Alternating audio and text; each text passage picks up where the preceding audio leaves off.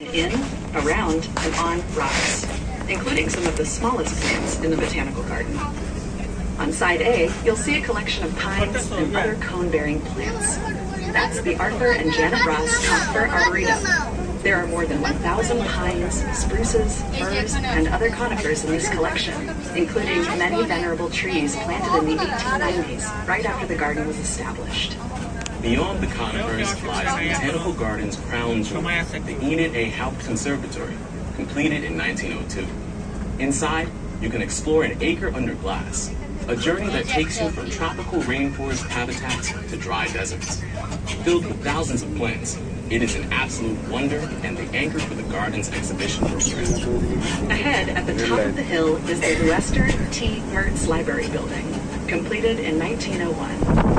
In front is the Lillian Goldman Fountain of Life, which was inspired by the Baroque fountains of Rome. The Mertz Library is home to more than 11 million items. The oldest is a manuscript from 1190. We also have field notebooks from botanists who went to uncharted regions in search of rare and new species. It's the largest and most active botanical and horticultural library in the world. While scientists from across the globe come to do research here, the library is open to everyone. It's a great place to learn more about what you see here at the garden. The library's art gallery hosts several exhibitions each year, which explore the deep connections between gardening and the humanities. You can also visit the science exhibitions in this building to learn more about the work of our cutting-edge researchers.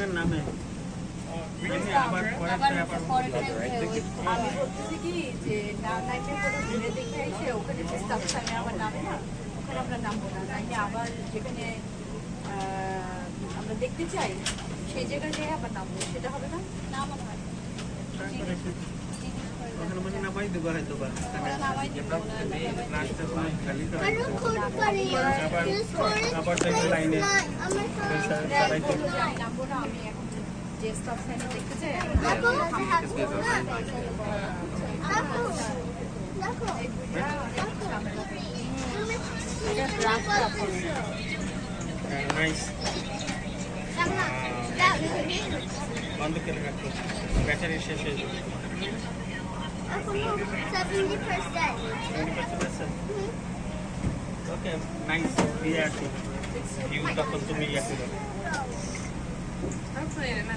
As we head toward the main road, take a minute to appreciate the tulip tree allée.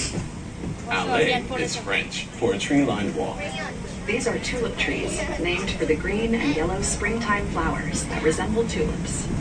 This memorable planting was named a New York City landmark in 2009, along with the library building and Fountain of Life. According to garden lore, the tulip trees planted here came from a single mother tree, which is the largest tree in the allée, and is just one of the thousands of trees across the landscape that are older than the garden itself. The rest of the tulip trees were planted in 1905 under the direction of the garden's founding director, botanist and taxonomist Nathaniel Lord Britton. Britton and his wife, Elizabeth Knight Britton, herself a distinguished botanist, were leaders of the movement to create a grand botanical garden in New York City in the late 19th century. While on their honeymoon in London in 1888, they visited the Royal Botanic Gardens, Kew. What they saw inspired them to lobby elected officials and civic leaders to create a public garden dedicated to science, education, and horticulture in New York. The Brittons were successful, and in 1891, the New York State Legislature incorporated the New York Botanical Garden.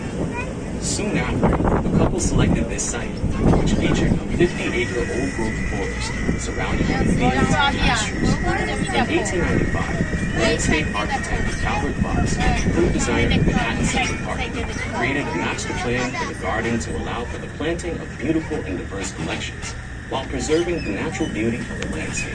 More than 125 years after its founding, the garden staff remain dedicated to preserving the natural and horticultural beauty of the landscape. They care for thousands of mature trees, plant hundreds of thousands of bulbs, annuals, and perennials, mow 75 acres of turf, and clip a mile of hedges to maintain this green oasis in the middle of New York City. The garden is also a center for research and home to scientists and graduate students who are working to understand plant diversity and save the plants of the world. As they travel the globe, they might be collaborating with local partners in Brazil to preserve the rainforest, or exploring the medicinal uses of plants in the South Pacific. Closer to home, they document native plant species in the Hudson Valley and Central Park. NYBG scientists have written hundreds of books, from field references to a handbook of poisonous plants used in hospital emergency rooms. Many of our scientists work in the Garden's Phyto Plant Research Laboratory and the William and Linda Steer Herbarium. The Steer Herbarium is the second largest herbarium in the world. It houses approximately 8 million dried, pressed plant specimens, including some dating to the 1700s, which are used by scientists to identify new species and document where plants